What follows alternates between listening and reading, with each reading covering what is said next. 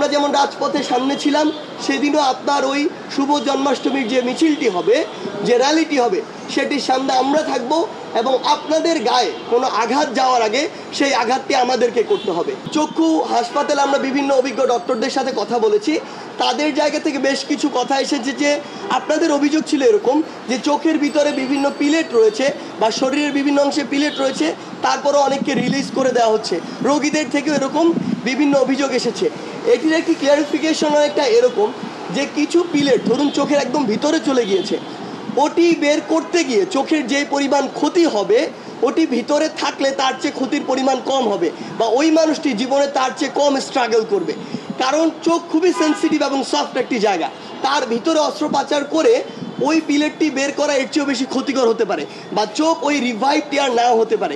সেই জায়গা থেকে আমরা মনে হয় যদি কোনো অভিযোগ আসে, আমরা অভিজ্ঞ ডক্টরদের কাছে সেই অভিযোগের কতটুকু সত্যতা আছে সেটি নিয়ে যেন প্রচার করি এবং মানুষকে ওই সত্য তথ্যটি দিই।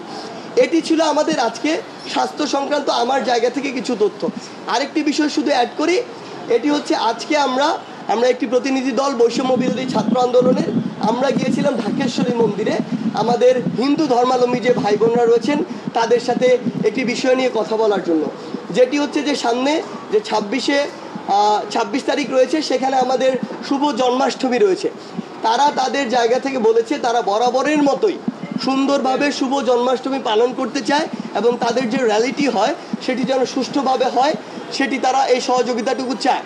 আমরা আমাদের জায়গা থেকে শুধু একটি কথা বলি, বাংলাদেশ কতটুকু ভালো আছে এটা ডিপেন্ড করে আমাদের যে ভাই বোনেরা বিভিন্ন ধর্মের রয়েছে, সংখ্যালঘু রয়েছে, তারা কতটুকু ভালো আছে। তাদের ভালো থাকার মানদণ্ডই আমাদের সবার ভালো থাকার মানদণ্ড।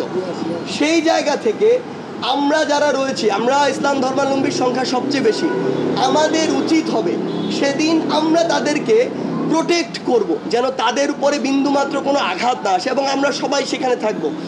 একটি জিনিস মনে রাখবেন, রাষ্ট্রের একটি কিন্তু শরীরের মতো, একটি বডির মতো, বডির একটি ছোট্ট একটি অংশেও যদি একটি সমস্যা হয়, পুরো বডি বা আমরা পুরো মানুষটি আসলে সে অস্বস্তিটি অনুভব করি। সেই জায়গায় আমার কোনো একটি ধর্মাবলম্বী ভাই যদি একটি ভীতিকর পরিস্থিতিতে থাকে, সেটা আমাদের জন্য সমস্যার। সো এই জায়গা থেকে জাস্ট একটু কথাই বলবো আপনাদেরকে এবং আমার হিন্দু ধর্মাবলম্বী ভাই বোনদের উদ্দেশ্যে যে আপনারা এই সাহসটুকু রাখেন যে বাংলাদেশের সকল ভাই বোনেরা আপনাদের সাথে আছে। অবশ্যই কেউ আপনাকে বিভিন্ন উদ্দেশ্যে এই ভয়টুকু দেখাতে পারে, বিভিন্ন উদ্দেশ্যে বিভিন্ন প্রোপাগান্ডা ছড়াতে পারে, যেটি ছড়ানো হচ্ছে, আপনারা এইসব প্রোপাগান্ডায় কান দিবেন না। আমরা অবশ্যই সেদিন আমরা যেমন রাজপথে সামনে ছিলাম, সেদিনও আপনার ওই শুভ জন্মাষ্টমীর যে মিছিলটি হবে, যে র্যালিটি হবে, সেটির সামনে আমরা থাকব এবং আপনাদের গায়ে কোনো আঘাত যাওয়ার আগে সেই আঘাতটি আমাদেরকে করতে হবে।